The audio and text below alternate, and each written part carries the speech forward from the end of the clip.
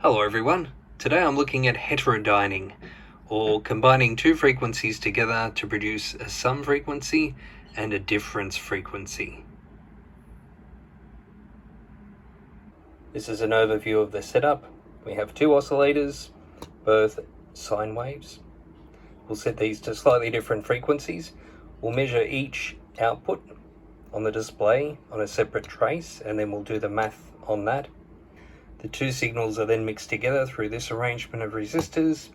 The values of these resistors aren't critical, they're just whatever I had on hand. We'll have a look at the output of the mixed signals together, and then finally we'll send the signal out through an audio amp to the speaker. Here we have the oscillator set up, producing individual tones. This one's producing 1.5 kilohertz, this one 2 kilohertz. Each of these are being mixed together and sent to the audio amplifier, but we'll look at the individual signals first on the oscilloscope. These are the two signals. Top one is 2 kilohertz, the bottom one is 1.5 kilohertz, and the white trace there is the sum of these two signals. This is the audio output from the speaker. So this is a resultant of the frequencies mixing. I've got a microphone next to the speaker, picking up the sound and feeding it into the spectrograph here.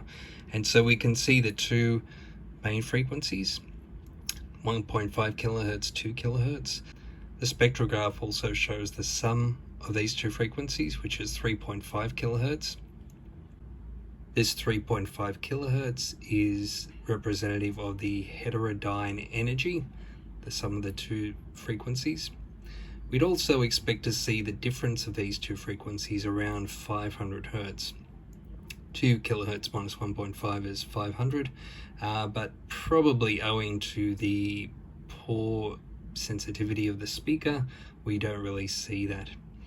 You'll notice also a faint trace at 3 kilohertz. That's the even harmonic of the 1.5 kilohertz, which is double the frequency. To demonstrate the difference frequency, I upped one of the oscillators to 3 kilohertz. 3 kilohertz minus 2 kilohertz results in 1 kilohertz, and the speaker is sensitive enough to reproduce that.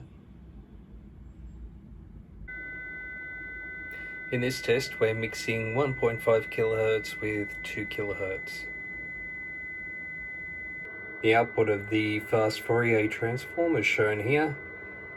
We can see the main energy peaks at the fundamental frequencies. So we have 1.5 kilohertz represented by marker number 2, 2 kilohertz represented by marker number 3, and we can see marker number 1 indicates around about 500 hertz, which is the difference frequency, and marker number 4, roughly 3.5 kilohertz, which marks the sum.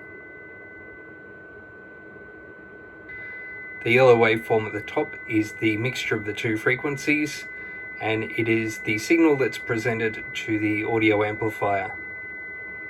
So does this principle still hold when we bring the two frequencies close together or make them identical? In this test, I've set both oscillators to 2 kilohertz. Now these oscillators aren't synced. They're not precise either, so they're going to be very close to 2 kilohertz, but there'll be a little bit of drift between them. As the waveforms move in and out of phase with each other, they combine constructively and destructively with each other.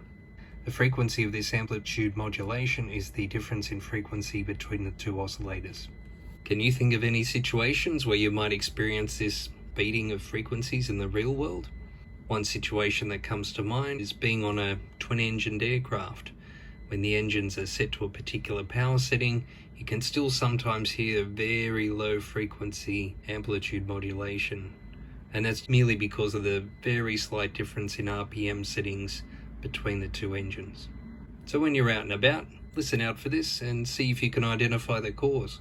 So that's it for this video. If you have any comments or questions, please leave them in the comments section below. If you like this video, I'd really appreciate you giving it a thumbs up.